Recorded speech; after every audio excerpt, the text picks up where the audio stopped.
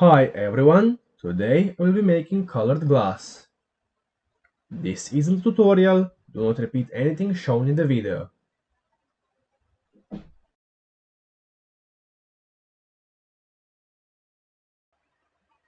Glass is a non-crystalline solid that shows a glass transition when heated toward the liquid state. This means it does not have a crystal structure and it softens when you heat it way before it melts. There are many different types of glass and it can be made almost in any color. This is used to make optics, light filters, and simply nice looking things. Glass can be colored by adding metal ions, colloidal gold or silver, and by irradiating it. First two methods have been figured out quite some time ago. When materials to make glass are not additionally refined before use, it is often harder to make clear colorless glass than colored one, because the ingredients almost always contain some impurities. Light green and brown glass used for beer bottles are this way because quartz sand used to make them contains some iron in 2 plus or 3 plus state. Darker green glass of wine bottles has its color because chromium is added to 2 plus iron colored glass to improve its color and block more sunlight. Another iconic glass color is cobalt blue. It does not need much introduction, it is great and I will be making some of it in this video. The stunning colors that can be achieved are the reason for use of glass in artwork, decorative items, and jewelry. This was the case since the very invention of glass. Or should I say discovery? I don't know. Glass beads are older than bottles and other utilitarian glass items. The beads on the screen are almost 3000 years old and are absolutely stunning for something made without a gas torch. Glass jewelry never really went out of fashion, and boy, did they never stop improving it. Yes, this glass contains uranium. It is the reason why it glows green under UV light. First thing I tried to make was the most common form of glass, soda lime glass, a mix of quartz, soda and lime, usually with some added sodium nitrate or another additive for removing the color. I used a ratio of 63% quartz, 26% sodium carbonate and 11% calcium hydroxide. I mixed it up, put it on a graphite plate and heated it with a MAP gas torch. I couldn't get it to melt completely, even when I used a very small amount, but the components did start to melt and sintered together, forming a bead showing a bit of iron 2 plus color.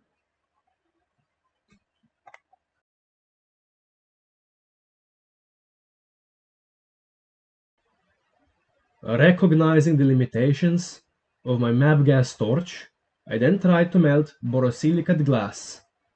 That is, a glass containing boron oxide, which gives it a bit lower melting point and almost entirely removes thermal expansion.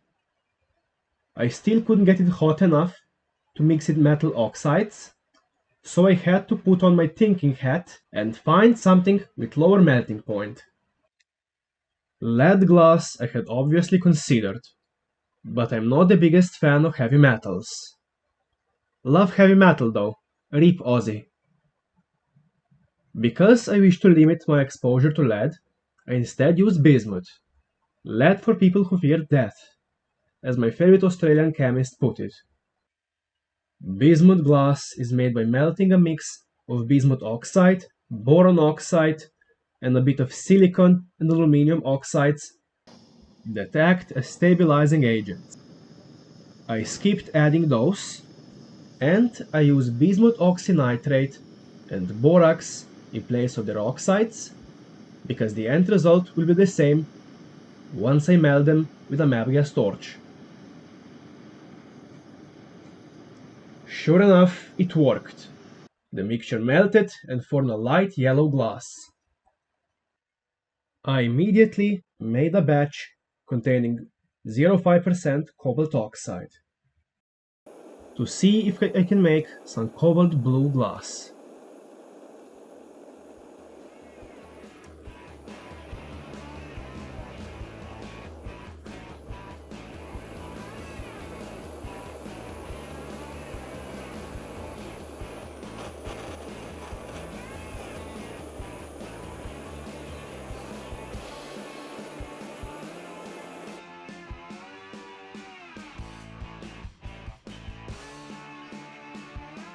It worked, and it worked a bit too well. Glass was almost black. So I decreased cobalt concentration and tried again.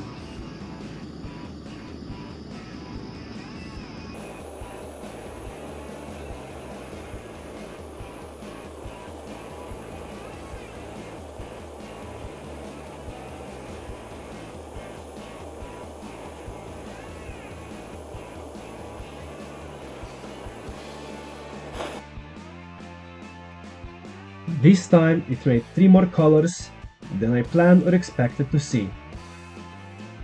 I see this as a total win and will not be complaining. Next batch I further lowered the amount of cobalt oxide.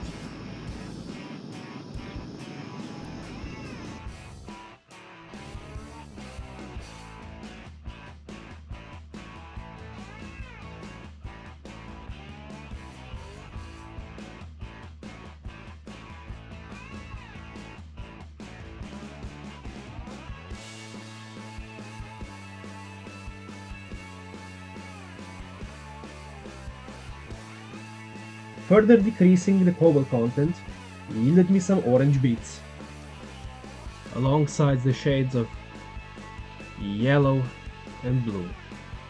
I then tried some other metals. Bismuth glass with copper oxide.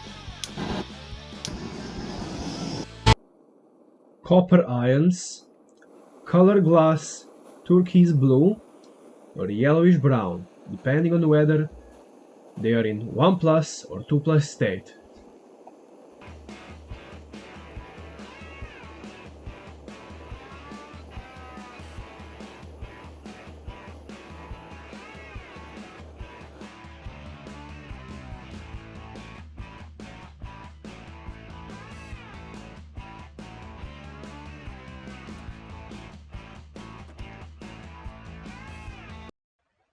Well, it seems this is not the case in bismuth glass.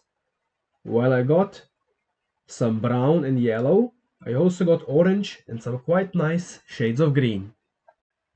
Having already made some green glass, I then tried chromium 3 plus oxide to see if I will get a different shade of green.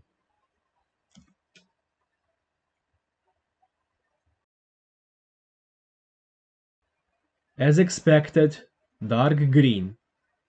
There are also some yellow bits, but I will not complain. Yellow probably comes from bismuth itself, and as such cannot be avoided. Next thing I tried was 2 batches of neodymium doped glass. Neodymium glass is sometimes called Alexandrite glass because it changes color depending on light source. I had little hope of replicating the effect in bismuth glass, especially because both my samples of neodymium oxalate contain some iron impurities. But I still tried to see if I will be positively surprised. Produced glass arranged in color from greenish yellow to orange. No Alexandrite effect was observed.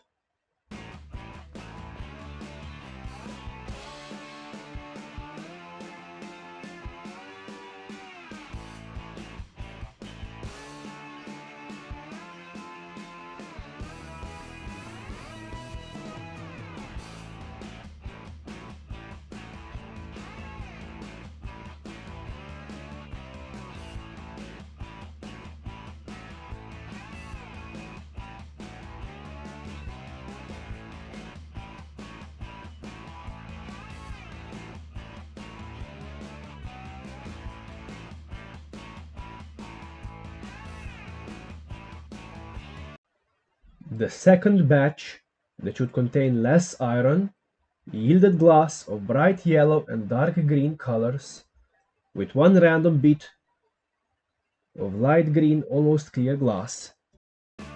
Here is how I clean the graphite before using the other glass.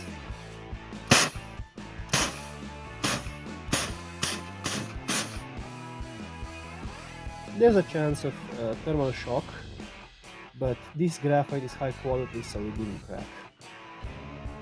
And it sure got rid of any remaining dust. Here are some shots of all the colors of glass I made. This was fun. I will do more of it. But I need to get some equipment first. Viewers who work with glass, please leave tips and tricks in the comments. Thank you for watching. Like, subscribe, check my other videos. YouTube is not recommending it to my subscribers. There was a huge dip in views in the last month. And see you next week.